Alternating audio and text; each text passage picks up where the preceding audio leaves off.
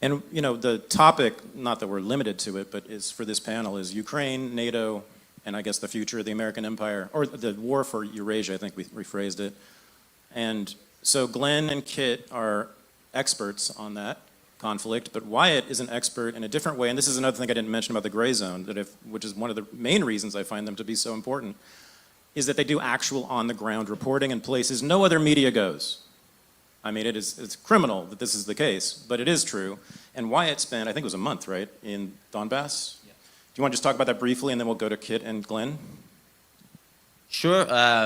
The Donbass, although not being internationally recognized as part of Russia, is by far the most pro-Russian part of the planet I have ever been to.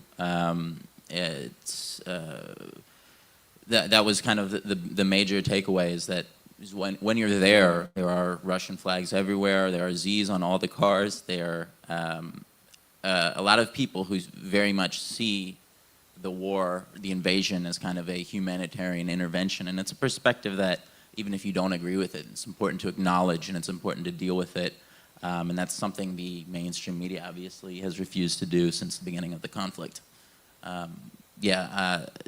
It's difficult to get there.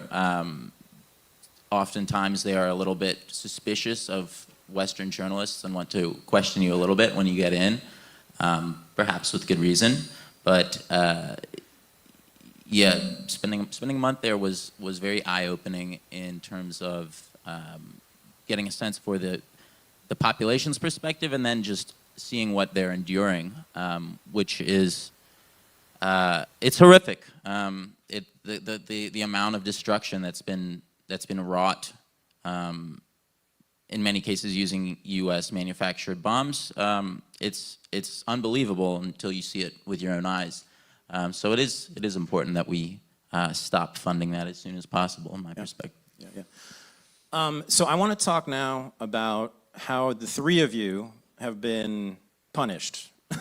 And let's talk, I guess, Wyatt first, if you don't mind. I mean, I guess it was a year ago? Was that the smear job on you? Do you want to discuss that briefly? I mean, it was, to me, a clear attempt to just take down the Grayzone once again. Yeah, they published a hit piece in the Washington Post accusing me of being some kind of Iranian spy and or traitor.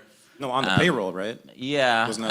And you made a lot of money off of that Press TV gig, didn't you? Yeah, I briefly freelanced for them and made a couple grand several years before I worked for the Grayzone, but obviously that wasn't the point. The point was to smear the Grayzone as some kind of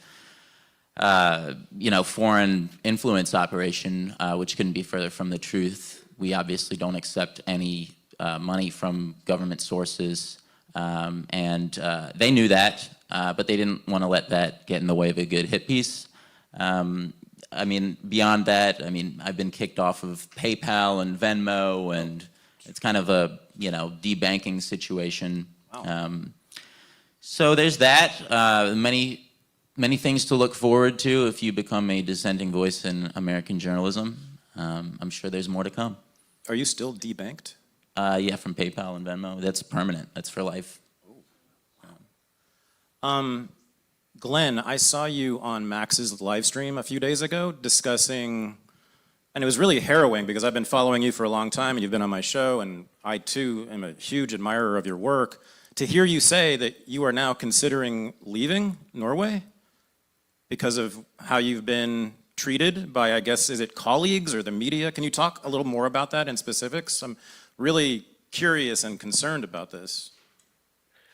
Well, first of all, thank you for having me here. And well, the worst thing is you don't actually have to do anything wrong. If you're a professor of political science, the point of departure you do in any analysis in terms of international security is the security computation.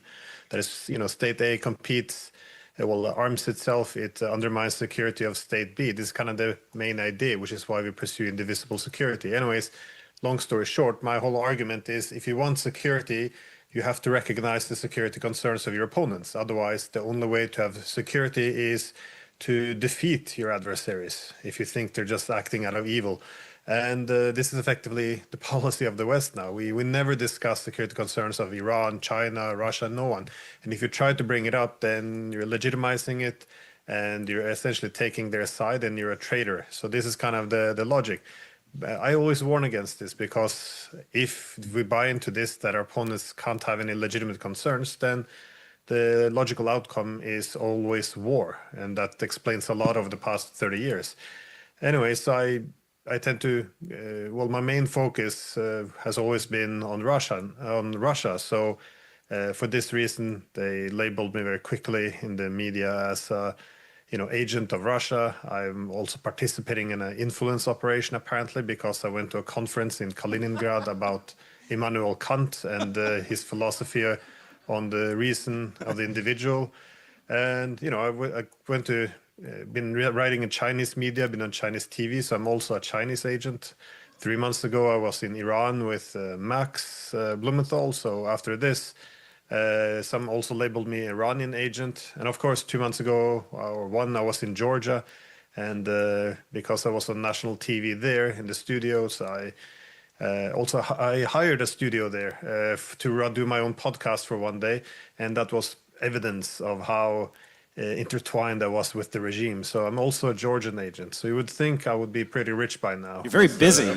You have a lot of very jobs. busy. You have a lot of jobs. A lot of jobs. You can Unfortunately, retire. no one's actually paying me, which is, but they have a good imagination. If someone paid for your plane ticket so you could attend a conference, then this is evidence that you bought and paid for. So now you're no longer an independent scholar and a professor. You're just an agent for a hostile foreign power. So this is essentially the way it goes. And there's some natural elements in this in society. Some journalists who feel they're fighting the good fight, and they're fighting against evil. And towards this end, even cancellation, censorship is okay. But the problem is also very organized. That is, we have humanitarian NGOs, they're called, but they're funded by our government, the US government, Soros, the National Endowment for Democracy, which is very openly a CIA front. And, they put pictures of my house on TV, on the internet. They, send letters to my university to say that I'm problematic, I spread propaganda. They never explain what propaganda is in their mind or how I've spread it. They cancel events I'm speaking at. No, it's make life very horrible. And they put your name in the newspapers as well, calling you more or less a traitor, which makes it very difficult to live here because you still have to go to work with colleagues. Your kids still go to school, so it's not. Once this becomes acceptable to refer to someone this way, we don't really have libel laws, so it's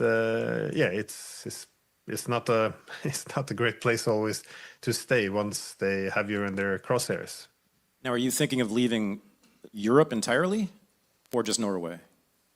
Or are you not considering this? I thought you'd said this to Max, that you were thinking of leaving. Yeah, no, this is correct. Okay. Well, the thing is, I went abroad for 20 years. I left in 2000, I came back in 2020, and I had, I don't recognize my own country anymore, to be honest. But from what I'm being told, things aren't all that wonderful in other parts of Europe either. So it is difficult to say where to go. I lived in Australia for about 14 years. I was teaching as professor in Moscow for a couple of years. But I guess that will only confirm, if I would go to Moscow, would only confirm the suspicions of all the journalists who's been calling me a Russian agent. So I'm not sure, to be honest. But we're already putting our ducks in a row and preparing for it. So it's it's unfortunate, but this is how it's become. Again, it's simply proof that you're doing important work. I mean, I don't think there's any other way to see that. I want to, when we come back in the next round of questions, I want to get to your book on Russophobia, which if you have not read this book, please do so. I think it's one of the most important books of the last several years, and we talked about it on my show, but it's kind of, I think in many ways, at the root of the problem here, so I want to get to that in a few minutes with you. Kit, hi, how you doing? Hey, how's it going? You're in Serbia, though, so that's not good. No, well, You work because you work for them, right? From my perspective, it's great. Okay. And I was on the front page of a national newspaper the other day without my knowledge or consent. So clearly, I'm an important local player. I might add in introduction, I think in typical humble style, Wyatt is greatly underrating the extent to which he chisels my work, because it is typically impenetrable. And he does a fantastic job of making it readable and presentable to the public. So thank you, Wyatt, as ever. Thanks, Glenn. But yeah, I mean, I am here both out of choice, but not out of choice. I am effectively exiled from my home country because of things that I have written and said, primarily for the Grayzone. Now, some members of the audience, some viewers might be aware, some might not be. You are forgiven if you aren't. In May 2023, I flew back to London, my city of birth, because I had received abrupt shock news of a close relative being extremely unwell. I was met on the tarmac by 5 armed counter-terror police. And then given the option of being arrested for simply non-compliance, or entering an interview in which I would have no right to silence. I would have to give over the passcodes to my encrypted devices and answer any question that was put to me. And the 2 counter-terror police, whose names I never got to learn, who grilled me, their entire interest was the Grayzone. And for 6 hours, I was compelled to talk in extensive detail about my relationship with Max Blumenthal, about the Grayzone's non-existent agreement with the FSB to publish hacked documents, and all sorts of other crazy things. Now, my detention, it spurred international outcry, and I was quite surprised. I was invited onto the Hill of all places to discuss my experiences. I thought this might act as a deterrent to British authorities to doing the same thing again, but no, they seem to have been emboldened by the fact they've gotten away with it. And since my detention, we've had David Miller, an academic and journalist who's very anti-Zionist, has been repeatedly stopped entering the UK, his country of birth. The former British ambassador to Uzbekistan, Craig Murray, likewise. Of course, Richie Medhurst, who was arrested coming off a plane in Heathrow last year, still faces terrorism charges for refusing to give up his sources. So, Asa Winstanley? Asa Winstanley too? Oh, and of course, Asa Winstanley. Yeah, was raided. Yeah, that's a shameful shortfall on my part. Yeah, like Asa Winstanley got raided, and it was subsequently found that the raid was completely illegal. But British authorities, they are off leash at the moment. Like the negative media coverage that their repressive actions elicit, which is sufficient to prompt relative normies to ask what the hell is going on here, when you have people being arrested for supporting Palestine action because they're wearing T-shirts that don't mention the group. Quite clearly, yeah, something very dark and unprecedented is afoot. And yet I do draw some comfort from the fact I saw there was a prominent supporter of mine online who said recently, why would you bother spending millions of dollars attending Columbia Journalism School when you could have your reporting vetted by MI5 at an airport? So I'm kind of like, I see that as an endorsement of our reporting. And, you've got to bear in mind that we at the Grayzone, since the very start of the proxy war, we have been publishing leaks, publishing fairly incendiary stories about how Britain is leading the proxy war and in Ukraine. And we caught an enormous amount of flack for this. And it's gotten to the point now that the mainstream media, including the Times of London and the New York Times, admit that Britain is viewed by the Ukrainians as the quote unquote brains of their conflict with Russia. I mean, on the one hand, God help us all if the British are in charge of this. But on the other hand, I think that we've been vindicated and validated in everything that we have reported. And we do so at the risk of sounding like I'm humble bragging. We clearly do so at enormous risk to ourselves. There is that famous quote, which is, in a time of universal lies, telling the truth becomes a revolutionary act. And I think that, for better or worse, we are routinely committing revolutionary acts in our work. Again, is there any further proof that what they're doing is important work? I mean, it's amazing what has come down on you guys, and I didn't even know some of these stories. Wyatt, what do you, and I sort of want to hear from Kit too about this, the normies. I mean, you raised the crucial question, Kit. When are the normies going to start caring about this and paying attention? You want to start? Why don't you talk about the Brits first, and then I'll ask Wyatt about the Americans in Virginia and how they feel about the empire. But Kit, I mean, do you see movement among non-political people in Britain around this? Yeah, sure. Okay. No, I mean, I do, and I think that I have spoken to, of course, you know, I do feel a sense of detachment from the UK in general, because I mean, I literally can't go back there. Like, I mean, it's not worth the risk, like from any perspective. But at the same time, there are people I know there who are not politically connected, who get most of their information from the mainstream media, who see 80-year-old priests getting arrested for holding signs saying, "I support Palestine action." And they are asking, what the hell is going on? What is triggering this absolutely vicious, belligerent state backlash against the fluffiest, most kind of tame form of political activism imaginable? And that's important. And I said recently on Twitter, and I shall reiterate it now, you know, keep pushing, keep going, because I mean, Palestine Action's banning, for example, this was conducted despite the fact that per Declassified UK, the British government could find no legal grounds with which to ban them legitimately. They relied on the reports of a Zionist lobby group called We Believe in Israel to justify the ban, you know, in terms of unsubtle names. And yeah, that, like, this is a sign of a regime, of a system of repression that is on the ropes and is wounded and scared.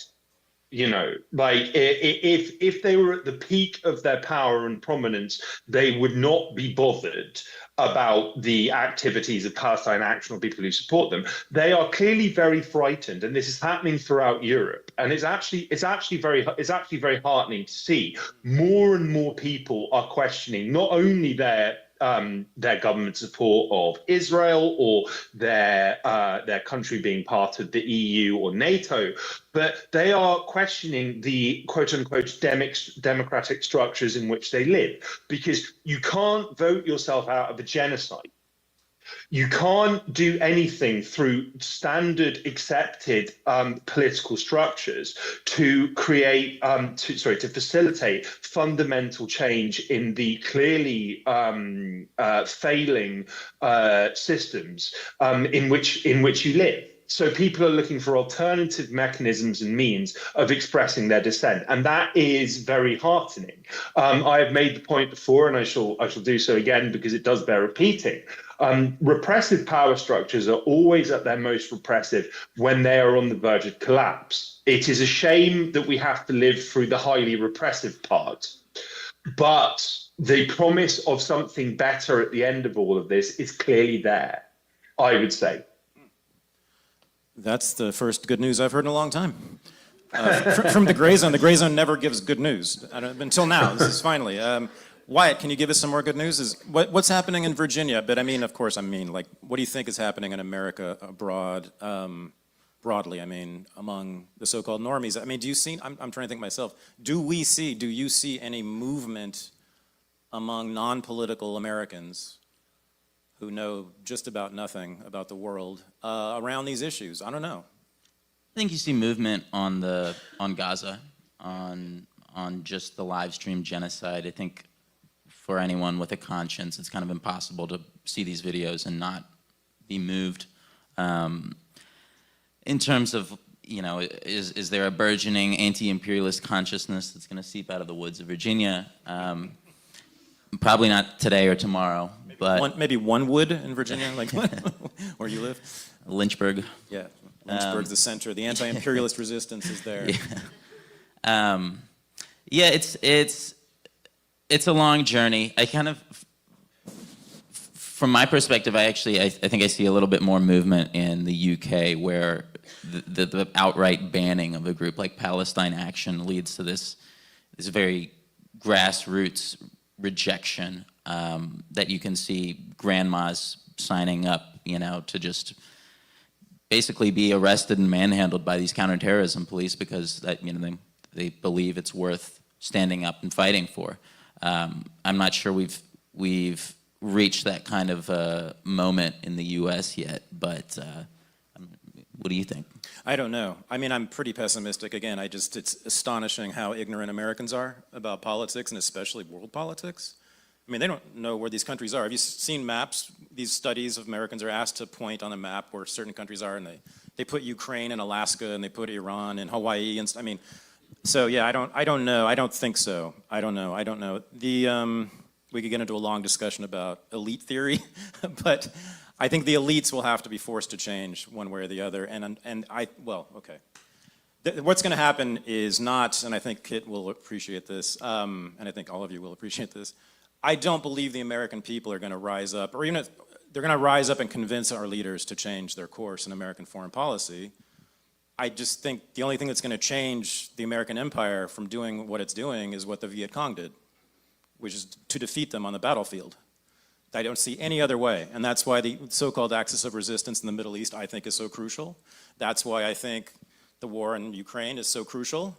I think that because Russia is, from my point of view, offering one thing, is resistance to the empire. What we do see is a mounting axis of resistance globally, right? And BRICS might be just the fullest manifestation of that, but it's all around. I've never in my lifetime, and I've been anti-war my entire life, I've never seen this much organized state resistance to the Anglo-American empire. And that, to me, is cause for both concern for the coming wars that will bring, because the empire won't go down without a fight, but it also gives me some hope that I do see light at the end of the tunnel. I do think in my lifetime, I think there will be far fewer military bases across the world. I do think the American military budget will be smaller. I think, in my lifetime, and I think we will have some sort of retrenchment, but this is all, of course, being optimistic. Yeah.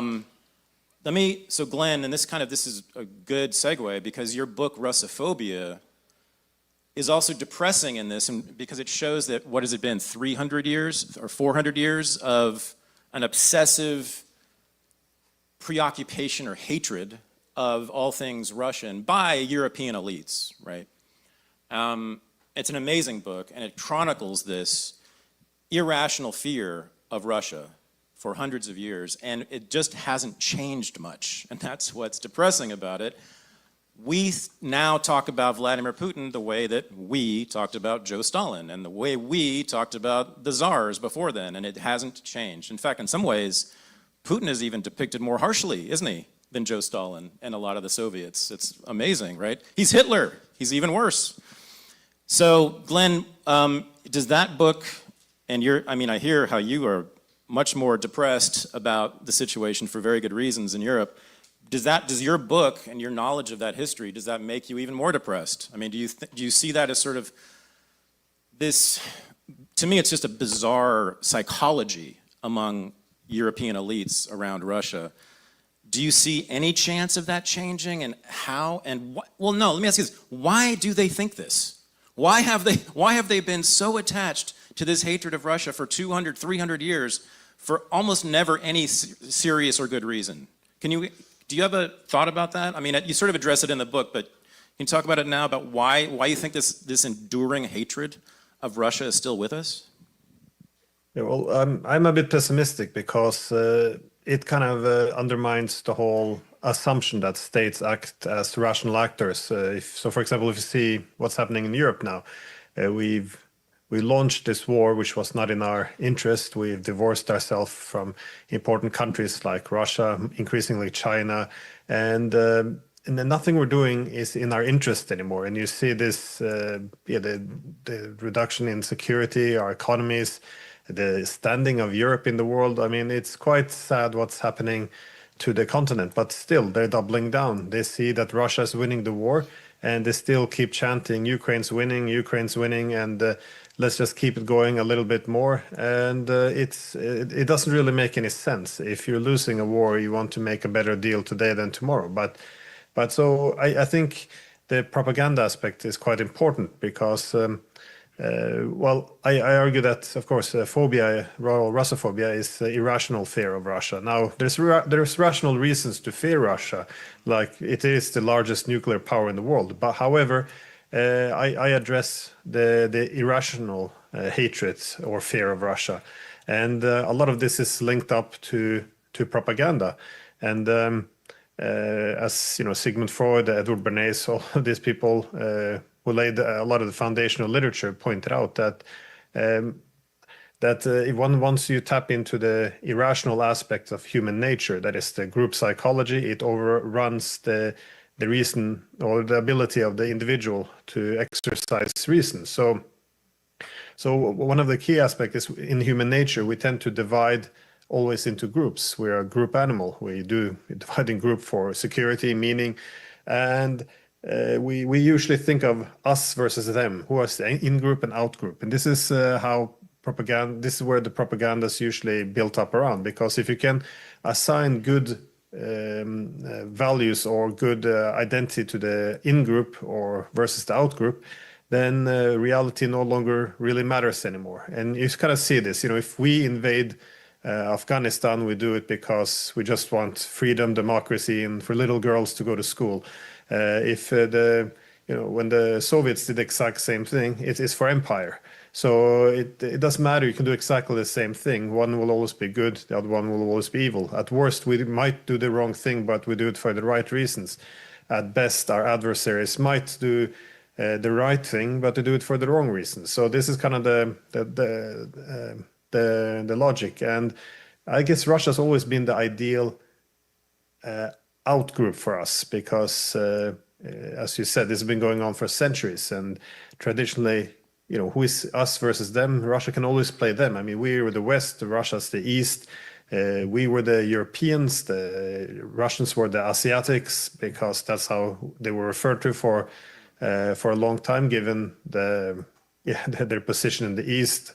We were civilization. They were the barbarians, and they always played this role of the other. And it's been a key focus and a key concern in Europe for a long time. I mean, in the early 19th century, you had a lot of British scholars as well who was writing on this, arguing that we should address our Russophobia. This is a big problem. I mean, we have reasons to fear Russia. When we have competing interests, we can fight the Russians, if you will. But this blind hatred and fear of Russia, it doesn't make any sense. We end up pursuing policies which are not in our own interest. And it's kind of interesting because if you read these pamphlets on Russophobia from Britain in was like in 1828, 1830s, they might as well be written today. It's just this immensely irrational act. And then, of course, if you bring it further into the Crimean War of the mid-19th century, the literature is the same. They point to what how we kind of divide into groups. So, for example, during the Crimean War, you had the Russian Empire versus the Ottoman Empire, and then the British and French come in on the side of the Ottomans or the Turks, and they kind of show how all the roles are assigned. So the Russians suddenly are the bad guy, the aggressor. The Ottomans, who were previously demonized, suddenly became a victim overnight. This is the Ukraine of today. They're no longer corrupt. They're the beacon of democracy. And then, of course, the British and the French would then be the virtuous, selfless savior who would then help the victim and push back on the aggressor. And they always assign these different roles. It doesn't make any sense at all if you actually know the history behind this, who's been doing what, and also the objectives of the different countries. But it's very powerful because this shapes the world, taps into the basic understandings people have of how the world works. So you can make weird claims that, well, the reason why NATO would occupy Afghanistan for 20 years, again, we want girls to go to school. And, it doesn't really make sense. This is not how the US forms, has a security strategy based on hegemony. It has to dominate in order to have security. It is not based on girls going to school, but, this is how you do propaganda. You dress up your interests in the clothing of good versus evil, or East versus West, liberal democracies versus authoritarianism, and this is the key way we frame things now. Because whenever there's a conflict around the world, people, you just suggested, people can't find these countries on the map, but you don't know to need where these countries are on the map. You don't need to know their history. You don't need to know the background of the war. All you have to do is all they have been told is this is a conflict between liberal democracy and authoritarianism. This is it. One side is good, one is bad. Who is the aggressor, the victim, and who is the savior? This is the same play every time. And Russia always has been assigned the role of the aggressor and the boogeyman. And it's also always been important for Europe as well to have internal cohesion or solidarity. You can go back to the 1700s, or when the Poles were confronting Russia, and they were pointing out, once they take Poland, they will go for France. This is essentially putting all our security into one package. So we all have to stand against the Russians, otherwise we will fall together. And this has kind of been used over and over again, consistently. And it's been centuries now, and they're still doing the exact same playbook. So this was kind of my motivation for writing that book, because there's a very thick literature on what propaganda actually is. It's not meant to only be a slur to censor and cancel people. There's actually a literature behind it. There's a science, taps into the irrational aspect of human being. And anyways, I do go on, but thank you. No. So I have a question for both you and Kit following up on that. And I know this is sort of impossible to answer, but just do your best. What percentage, roughly, do you think of Norwegian citizens and British citizens support the idea broadly of the Western Empire? And the Western Empire, hear this is where we're going with it, extending into Eastern Europe and Russia. Like, what do you think? How many Brits and Norwegians actually care about that? Or is it just the elites? Either one of you can address that. I personally question the extent to which people in Britain know the geography of Europe to any extent beyond where France is. Right. And it's a point that I've made like many times, and I think that when you and I, Thaddeus, we spoke recently about the importance of prefixing American Empire with Anglo. The notion of like kind of global dominance is like a almost uniquely British one, right? And it's something that the British have attempted to impose upon the Americans. It is largely forgotten that at the time of the Spanish Civil War, there were many, the American-Spanish War, which was the kind of birth of American empire. There are a great many prominent American writers, including Henry James, who argued very strongly against this on the basis of like, well, we can barely govern ourselves. Why are we trying to govern other countries? And he also said, and it's a quote that stays with me, while empire might have civilized the British, it might turn us into demons.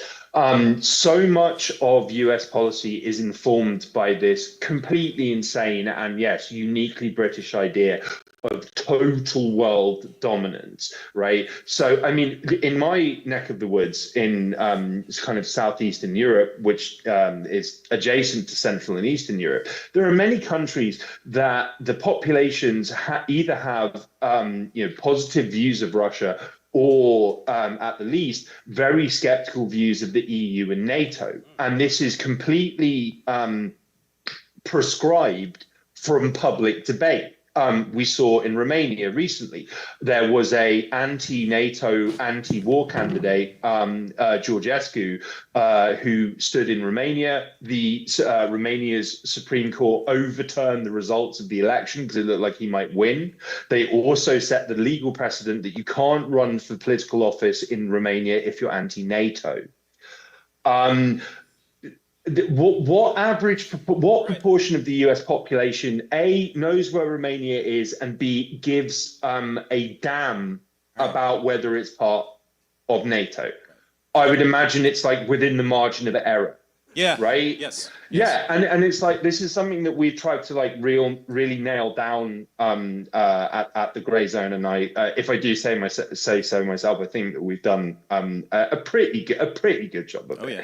Is the fact that that like in the Ukraine proxy war, this is something that the US could step away from very easily if it wished, and if it wasn't hindered by different layers of interests, by yapping European leaders, etc. From the British perspective, the Anglo-American Empire is on the line in Donbass because they have been pushing for this since 2014, and it's something I've open records, no need for leaks here. Like there is an individual called Chris Donnelly, who is a long-time British Ministry of Defence advisor, a long-time NATO advisor. In early 2014, following the Maidan coup, he told a British parliamentary committee, well, if Britain takes the lead in arming, say, like Azov Battalion, the openly neo-Nazi Ukrainian military regiment or right sector, this will disrupt the Obama administration's Asia pivot and refocus US attention on Europe and the Middle East, which is the traditional stomping grounds of the British. This explicitly serves British interests. The average American doesn't care about this, doesn't want it. In my opinion and experience, the idea of like global domination by the Americans is a very new one, and it's not something which Americans have taken to very naturally. And I'll pass the floor to Glenn. But I think it's a forgotten aspect of history is the British started the Cold War at the time that the US and the Soviet Union were allies, where in 1946, Churchill gives this speech in Fulton, Missouri, known as the Iron Curtain speech. And he effectively called for US and Britain to form a quote unquote special relationship to counter Soviet influence.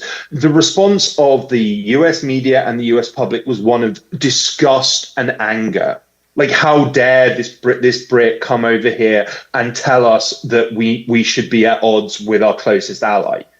There were protests against quote unquote imperialist Winnie at the time. That was the American perspective then. It's not long ago that was the perspective. And I think that actually, to an extent, with the rise of America First, as a populist idea, we kind of come full circle on that.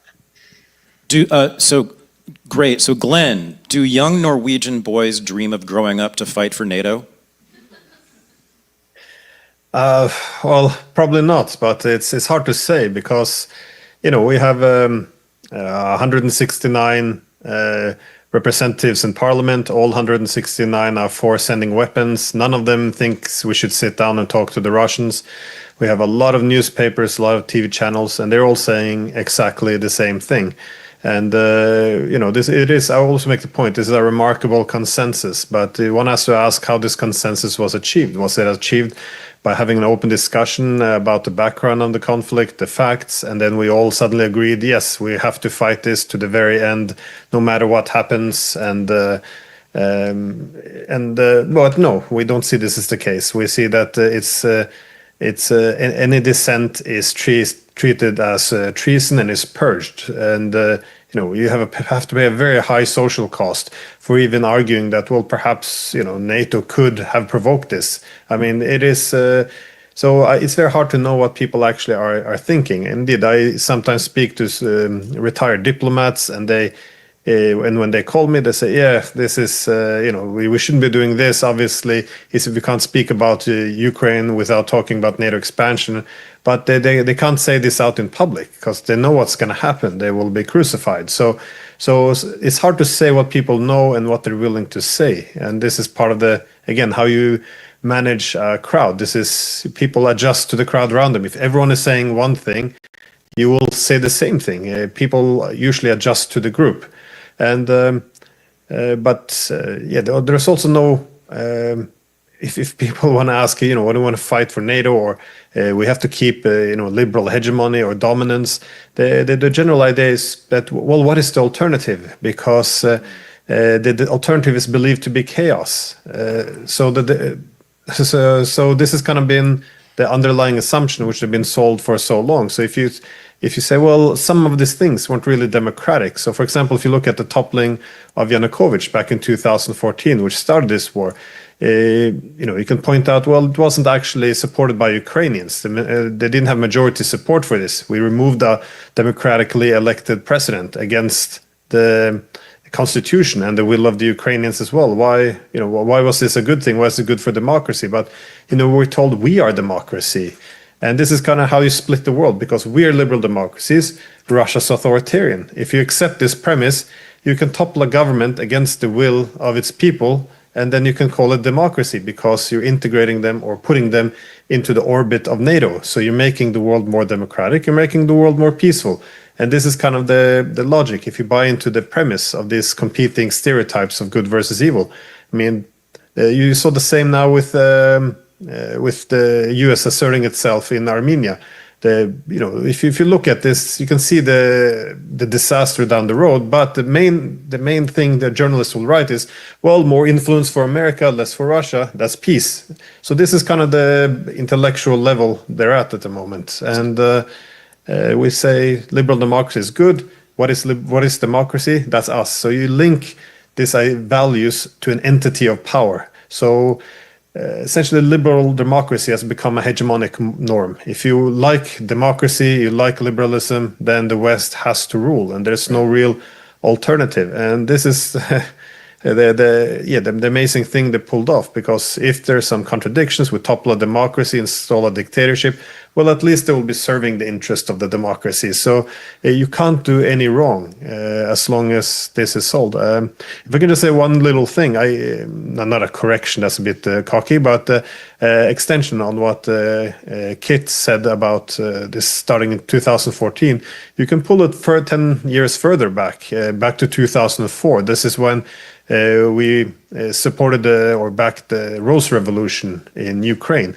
But as we learned, a lesson from this was installing Yushchenko to serve NATO interests. It wasn't really great for Ukraine. And he ended up being described by Newsweek as the most unpopular leader in the world, which is a horrible title to have. So the lesson 10 years later, when we did another coup in Ukraine, was they don't let the Ukrainians vote their way back to a neutral position and Russia-friendly ties. So in 2014, what to do? We reorient the economy quickly away from the Russians towards the West, so they don't have the economic ties anymore. Purge the political opposition parties, which were friendly to Russia, also with the economic interest, make sure that we pick whoever should be in the new Ukrainian government.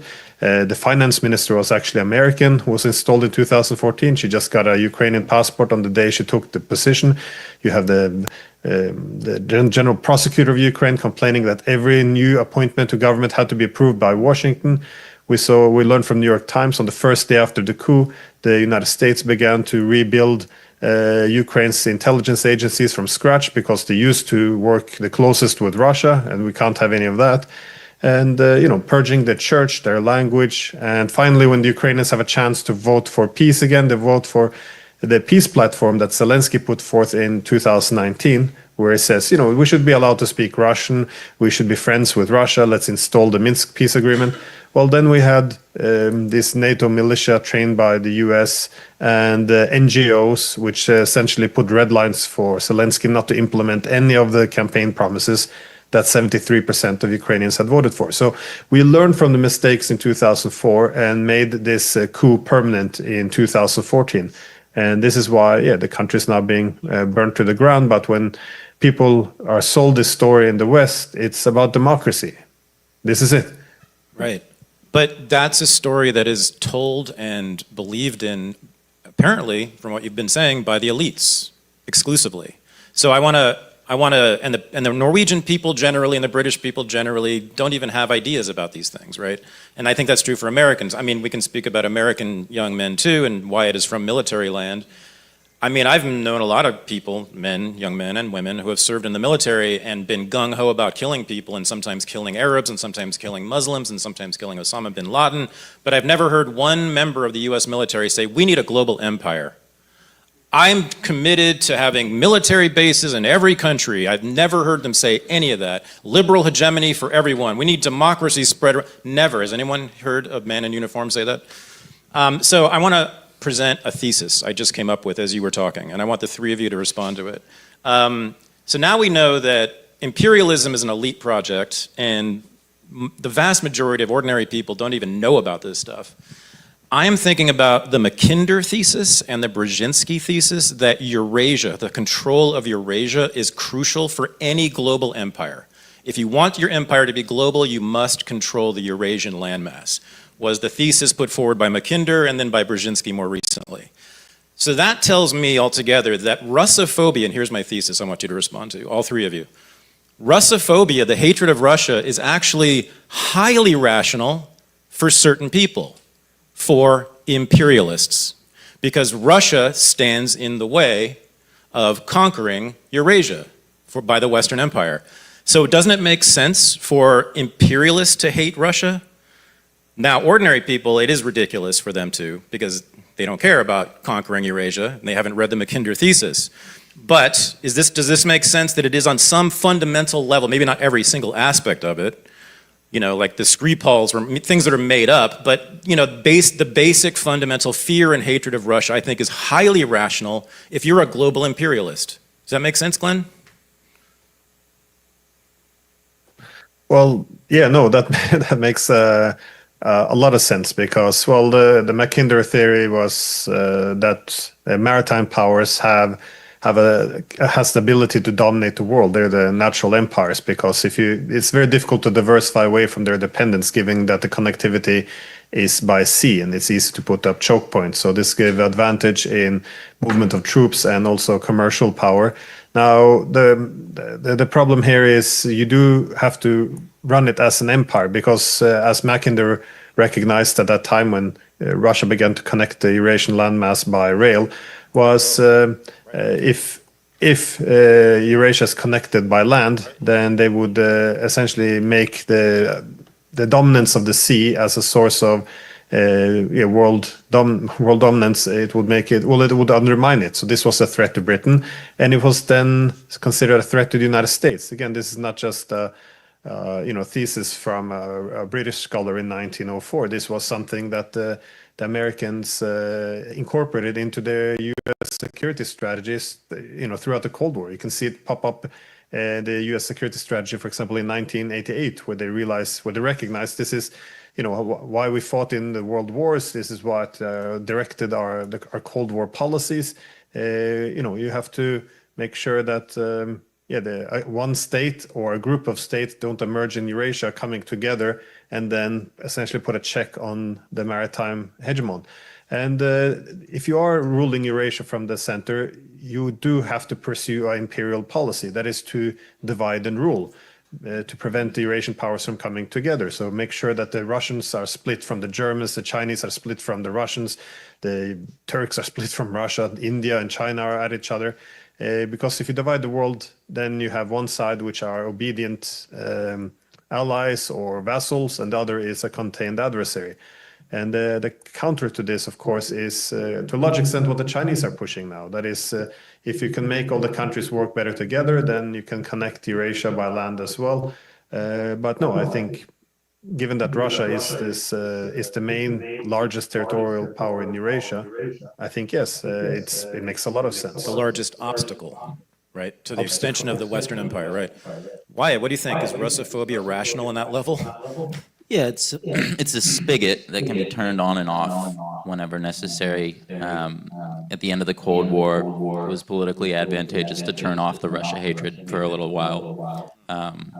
As recently as Obama debating with Mitt Romney and mocking him for his bellicose attitudes towards Russia and saying, the 1980s called, they want their foreign policy back.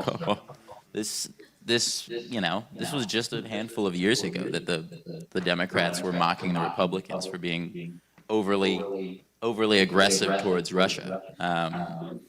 And now, yes, as part of, I think it's kind of a broader phenomenon, but the liberals have kind of become the embodiment of this. It ties into Samantha Power and this whole responsibility to protect doctrine, but the idea that we're going to go out and make the world safe for democracy is almost like a liberal preoccupation now. They invented it. Right. It's their idea. Yeah. And so the traditional kind of, and this is why, for example, a lot of it boils down to Hillary Clinton, but it's convenient to have things like, the culture war issues. You can look at Russia and say, oh, look what they do to gay people over there. They don't let them have pride parades, and which probably true. I bet if I was gay, I would probably prefer not to live in rural Russia. But that's not really for us to decide how they handle that. So, Kit, hatred of Russia rational for imperialists? Again, yeah, from the Anglo-American perspective, I think it is rational because Russia has historically been a wrecker from Britain's perspective. Now, you've got to bear in mind that if you go back to the 1800s, Queen Victoria was called the grandmother of Europe because relatives of hers were sat on the thrones of every European monarchy. And you have completely crazy situations where King Leopold of Belgium and Kaiser Wilhelm in Germany, the reason they wanted empires was because their relatives all had empires and they thought it was unfair. Which is like quite an extraordinary facet of history, which has kind of been forgotten. But Russia was always a wrecker from Britain's perspective. It supported the American War of Independence. It supported the North in the US Civil War. The US was on Russia's side during the Crimean War. And so even when Russia was ruled by the progeny of the British royal family, you look at photos of Tsar Nicholas and King George from the early 1900s, they are identical, like they're doppelgangers, right? So even when Russia was to an extent under the heel of the British, they were still seen as very problematic. And you have like the Great Game in the 1800s where Russian influence in Central Asia was viewed as a threat to British domination of India. When the Russian Revolution happens and the Romanovs are the British royal family is killed by the Russians, that's never forgive action. And I don't think that Britain's ruling elite have ever gotten over that. And I don't think they ever will. And as we have reported at the Grayzone, with some pride on the activities of Project Alchemy, a secret British Ministry of Defence created intelligence and military cell.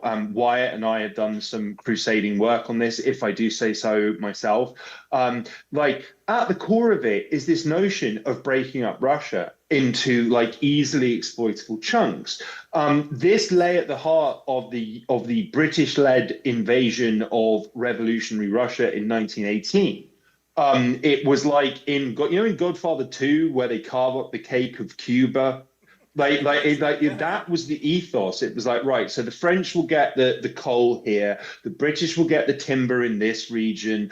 It was divided amongst all of the powers, and it was expected that the great Russia, this grand landmass spanning many time zones, would never reemerge as a global power, and then it did. And in the process, it demonstrated that peasants revolting could result in revolutionary change. So, I mean, from the perspective of Anglo-American, particularly Anglo-imperialists, it is, of course, very natural and reflexive to hate Russia. And I think there was a very prescient book written by Mark McKinnon in the late 2000s. It's called The New Cold War. And it makes the point over and over again that America, often with British assistance, has expanded its influence into lands which are almost exclusively associated with Russian influence, like Georgia, Kyrgyzstan, parts of Central and Eastern Europe. And the obvious response to this is the Russians were going to get unhappy about it. We have all of these Branko Marcetic, a writer for the Quincy Institute for Responsible Statecraft and a regular Jacobin contributor, he put together all of the references in the WikiLeaks leaked cables of US diplomats, including Bill Burns, who served as the head of the CIA under Biden, when Ukraine in 2008 was named as a future NATO member. The huge backlash across Russian society, and Bill Burns in a memo to Condi stated there is no issue that unites Russians politically, ranging from hardcore pro-Kremlin activists to Putin's harshest critics, than Ukraine being part of NATO. But from the perspective of the British, it was absolutely fundamental to ensure that Ukraine was entombed in NATO, whether its public wanted it or not. Wow. This has been brilliant and awesome, and I have learned a lot. I mean, really, the three of you have blown me up here. This has been fantastic. However, your fans are sitting in front of you, and I'm sure, because they're Grayzone fans, have a lot to say, and unlike most Americans and British, actually know a fuck ton. So can we bring the mic out here, and I will do my best to extend it. I think I can get it to the... We actually have the wire. And, oh, awesome, even better. Cool.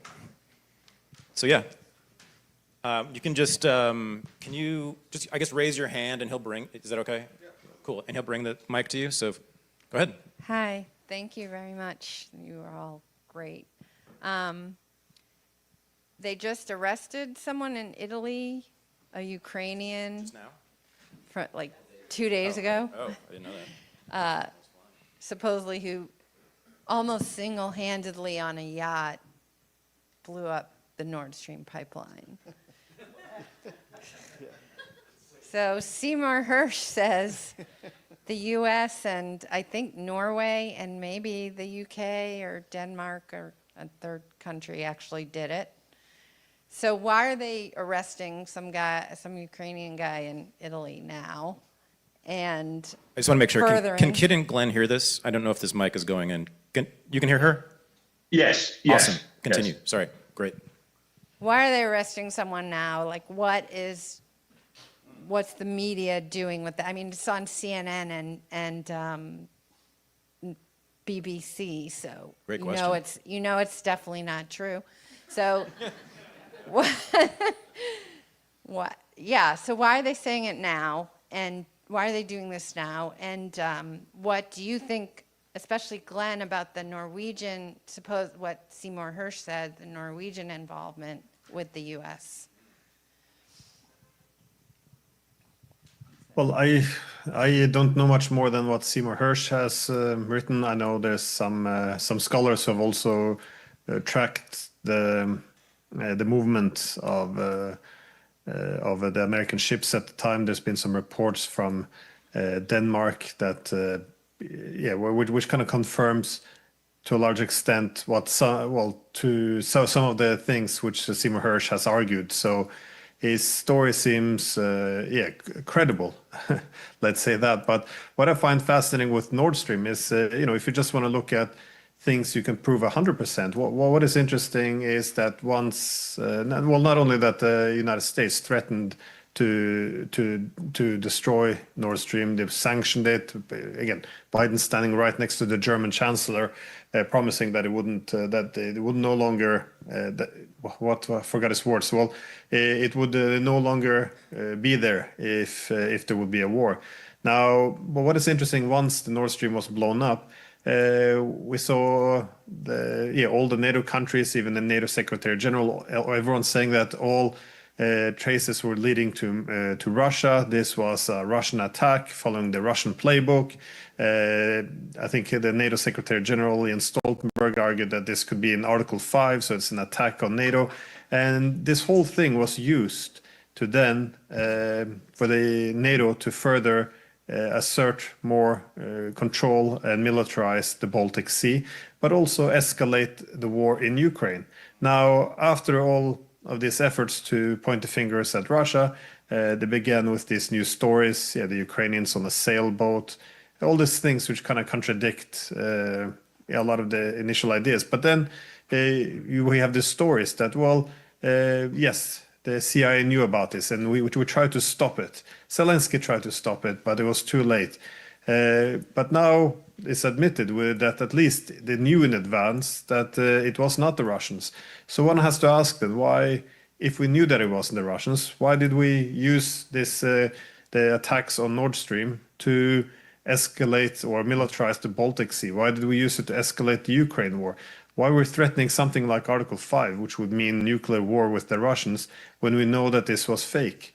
And so it's quite concerning the way what this the Nord Stream destruction actually represents. And what's made it even worse is this was top news as long as all the officials and journalists were saying, well, it's Russia. But now the main issue is we know it's not Russia. So now the main discussion is, well, is it then the Ukrainians or was it the Americans? And this is not a good narrative, and no matter what. And the journalists are only interested in good narratives. And if it's not the Russians, there's no good narrative. So for this reason, no one talks about Nord Stream anymore. It's really, really strange, especially for the Germans who are now deindustrializing and seeing their economic future destroyed. And still, nobody really wants to talk about Nord Stream because, again, facts should not get in the way of the narrative. So, yeah.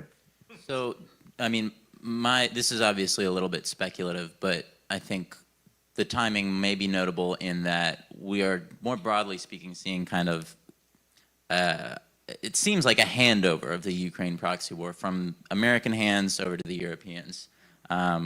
Trump keeps complaining about it. Obviously, we know the last time he chewed out Zelensky and in the White House, was threatening to take away military aid and intelligence cooperation, and then a week later he completely changes his tune. So who knows for sure that Trump is actually trying to take the off-ramp. But if that is the case, and they ultimately do want to hand over this proxy war to the Europeans, something like this, having a Ukrainian in custody to blame, wrap a nice little bow on this story, sell it to the public, now, Europe can continue fighting this war. We found the evildoer, the one single Ukrainian who was responsible for destroying the German economy. That's fascinating.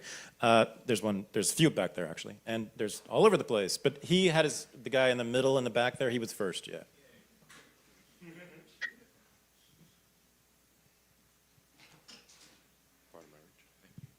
I want to thank all the speakers for your presentations, and I specifically want to thank Kit Klarenberg for being the most pro-American and optimistic on the panel, which is kind of funny given that he's not from here. But I just kind of wanted to respond a little bit to the pessimism that, it seems to be apparent in the people here who are on stage, because what Kit Klarenberg was going through about, American history, and specifically our anti-British sentiments that wasn't so long ago, I think is what makes us powerful as Americans. I think back to people like President Kennedy when he made a declaration at the United Nations in 1963, 2 months before he was assassinated, where he told the Soviets directly, "I want to work with you on joint space exploration," as a way to end the Cold War. And then he was assassinated 2 months later. Now, whether or not you think his intentions were pure and true, I think as Americans, we have something enshrined in us that when government becomes destructive of these ends, we are to alter or abolish it. And I think it's our role to educate our fellow Americans that we have that. It's why I'm running for Congress. You know, my mom isn't a movie director. She didn't make Mississippi Masala. What's your name? Jose Vega. Oh, you're Jose. Hi, Jose. Hi. And, you know, my dad's not a famous academician. You know, no hate on Zoran, really. I hope he does great. But, you know, I come from nothing. And so I would just encourage other Americans to not give in to the pessimism. And so to that end, I would just hope that Kit, well, I have two questions. One, Kit, if you could just expand a little bit more on the anti-British sentiments American citizens had in the 20th century. Like, for example, Henry Kissinger talked about how he kept his British intelligence friends more closely briefed than he did his Americans. And secondly, to Glenn Diesen, you, I think a month ago, were talking about Friedrich List, the economist, and you were talking about Henry Carey as solution concepts for what the real alternatives could be. And I thought that was great, you know, because as much as we talk about the doom and gloom, I think a real solution concept is what makes people optimistic, like what the world could be. So those are my two questions. Thank you. Kit, take it away. Okay, sure. So, number one, Jose, I obviously can't vote for you, but I would. All right. If I was I'm in gonna clip any that. position to do so. Yeah, please do. Please do. You know, my rates are good, but like in all seriousness, like I think that, yeah, I mean, look. It must never be forgotten, right, that like the most common national holiday in the world is Freedom from Britain Day. And it is celebrated on average every 6 days somewhere in the world, right? Okay, so like, and now if you go back to the early 1950s when the British was at war with Mossadegh, the elected leader of Iran, Mossadegh did a tour of the US in which he framed his battle against the British state and particularly BP, which was raping and pillaging Iran's vast oil reserves. He framed it as, in the same terms as America's struggle for independence against the British in 1776. His political, public, and media audiences were typically very receptive to this, okay? The coup that removed Mossadegh from power was a result of the MI6 manipulating the CIA and the State Department into backing it. Okay, this is not a natural strand of American thinking, as hard as that is to believe for some people. Ho Chi Minh in Vietnam, when he rid his country both of the imperialist Japanese but also the Vichy French, he read out a Declaration of Independence for Vietnam, which was almost identical to the US Declaration of Independence. Like America's struggle for independence from Britain was a inspiring rallying call for colonized, oppressed people the world over. Okay, it is a very recent thing in history that America has filled this imperial role. And so frequently it has been at the direct or indirect behest of the British. That's not to say that America is completely innocent in this. I don't take that view. But so when we look all over the world, particularly flashpoints now, Ukraine, as we've discussed, being led by the British, Syria, where HTS seized power with the assistance of an MI6 connected organization run by the foreign and defense advisor of the current British Prime Minister, Keir Starmer, called Intermediate. They have an office in the Syrian presidential palace. Okay, so much of US policy is informed by the British going around the world, starting fires, hoping that the Americans will either extinguish the blaze on their behalf or pour more petrol on, depending on their interests and wishes at the time.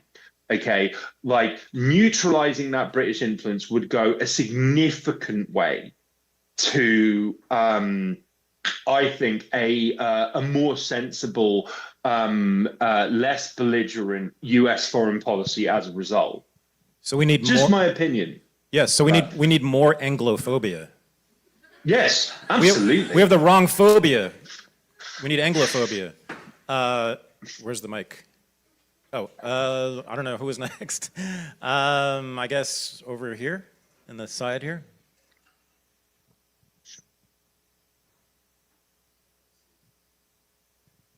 Thank you, and thanks for being here. My question has to do with Columbia professor Jeffrey Sachs, who addressed the European Parliament earlier this year.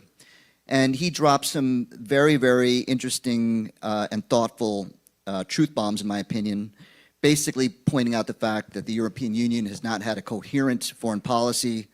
Russia being a natural trading partner, it was put into a position of an adversarial position basically because of NATO. And I'm wondering, in your reporting, what is the sentiment of the leaders in the EU after those comments, or in the sentiment of the people of the EU?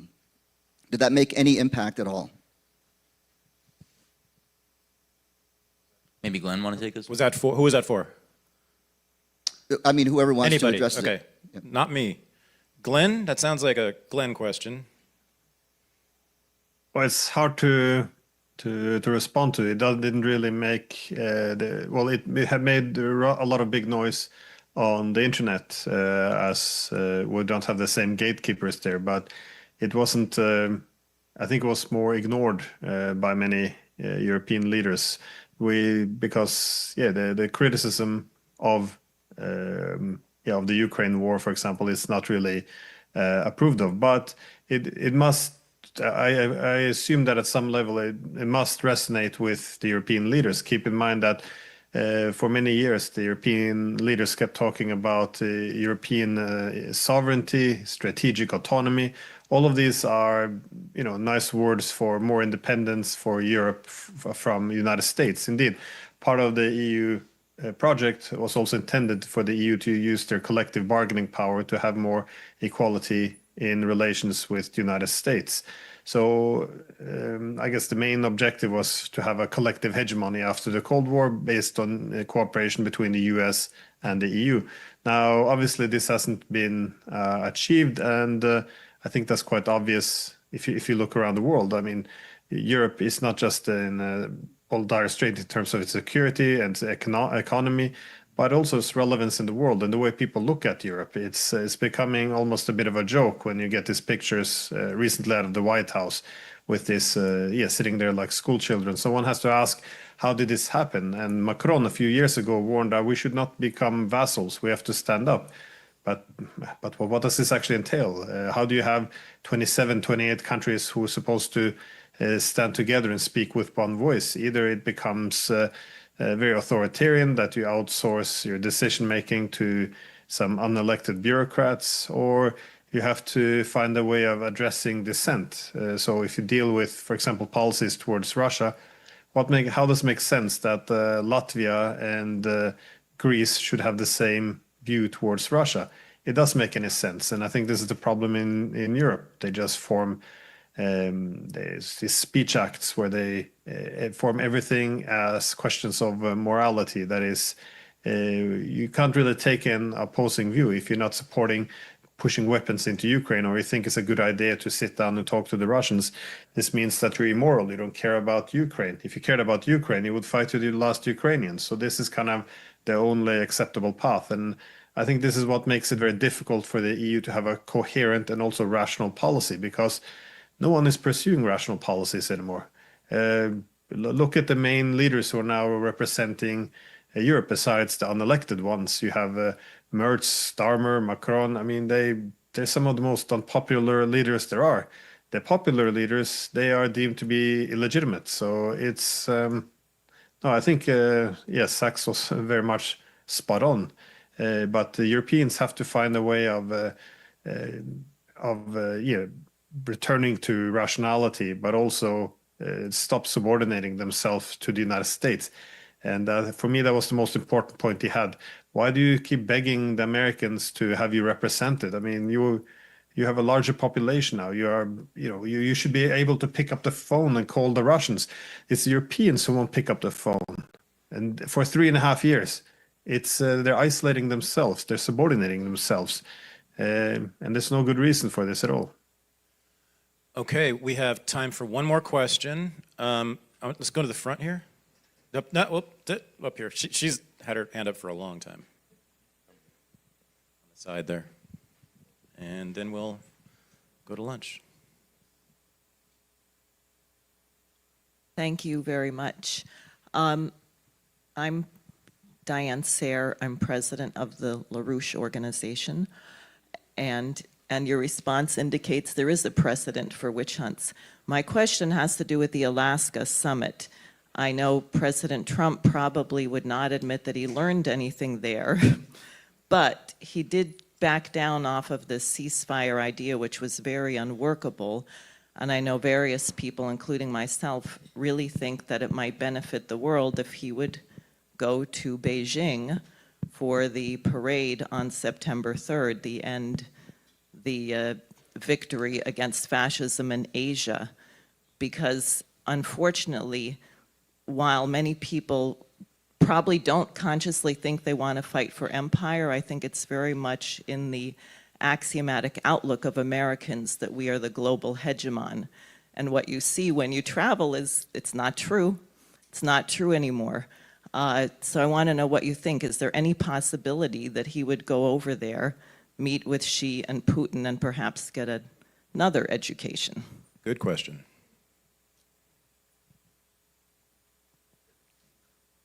Another question? Okay. You want to pick the person? Right in the front.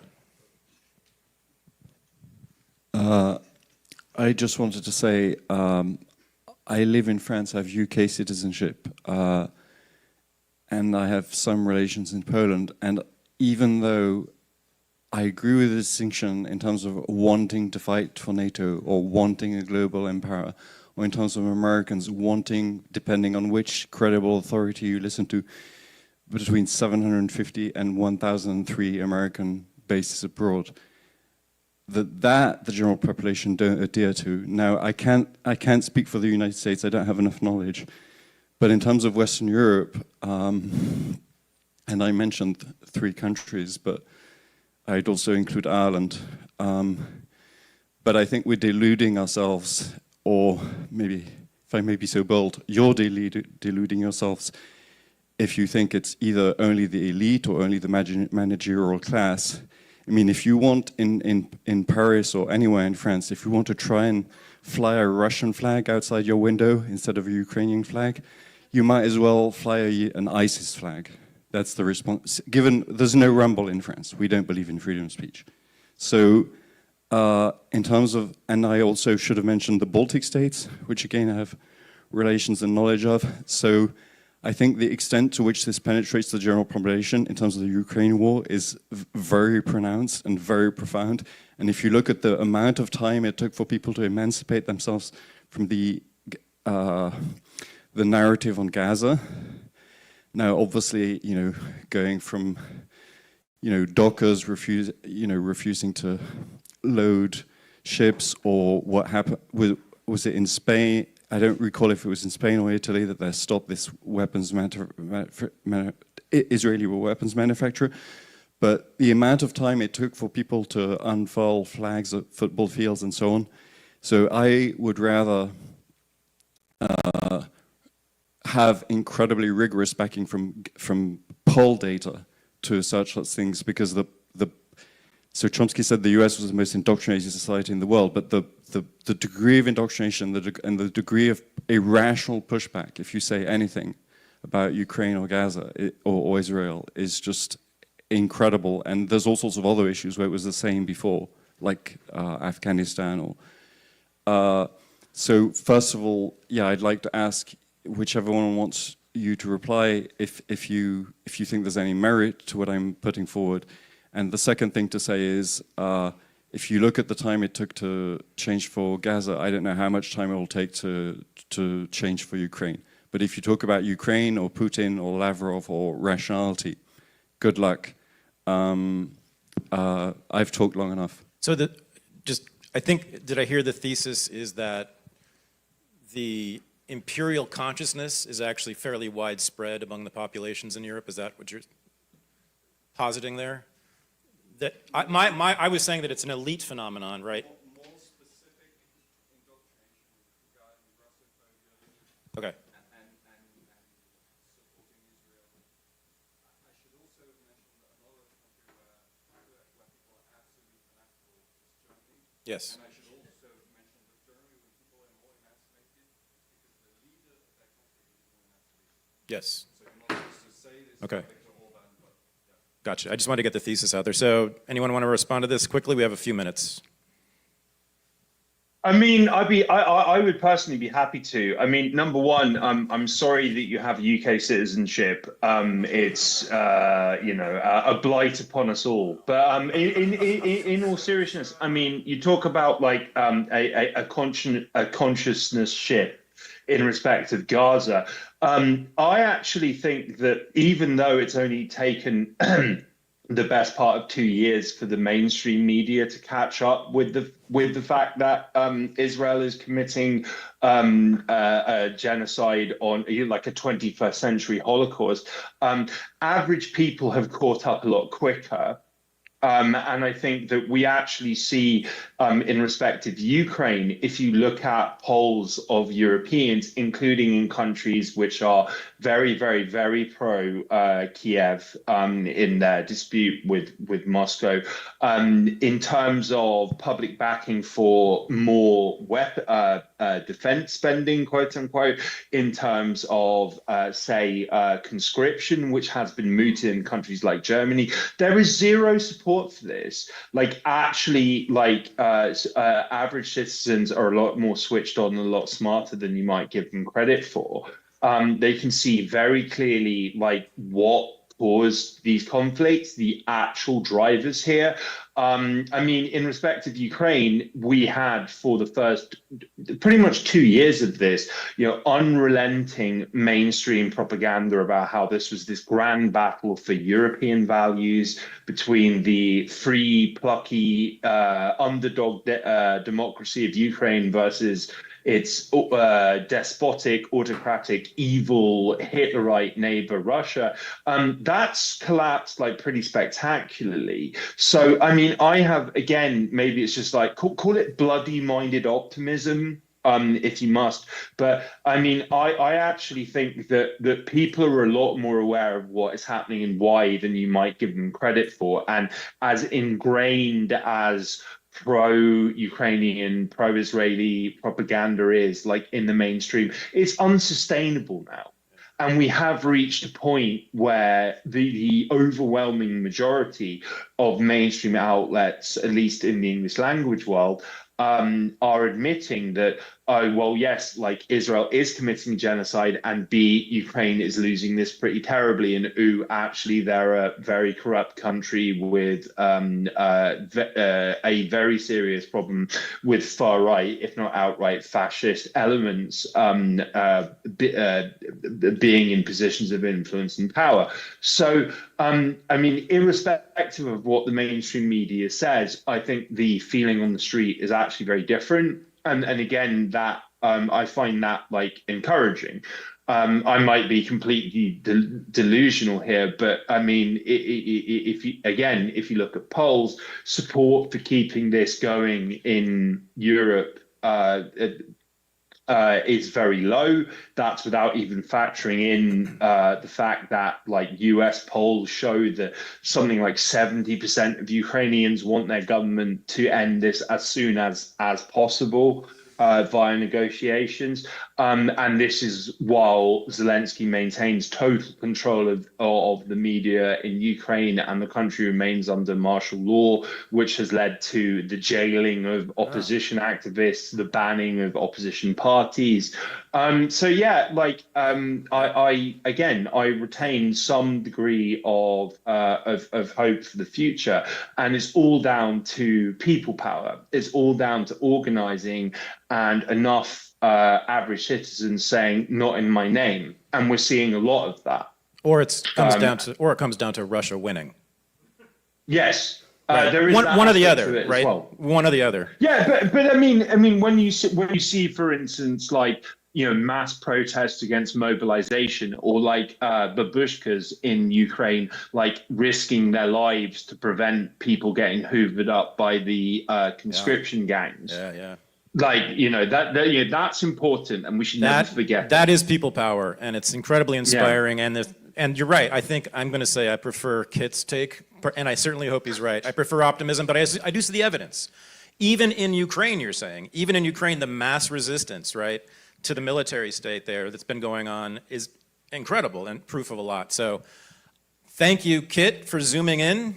My pleasure. Thank you, Glenn, for gracing us with your presence. We learned a lot from you. Thank you, Wyatt, for being with us. Thanks. And thank all of you for the great questions.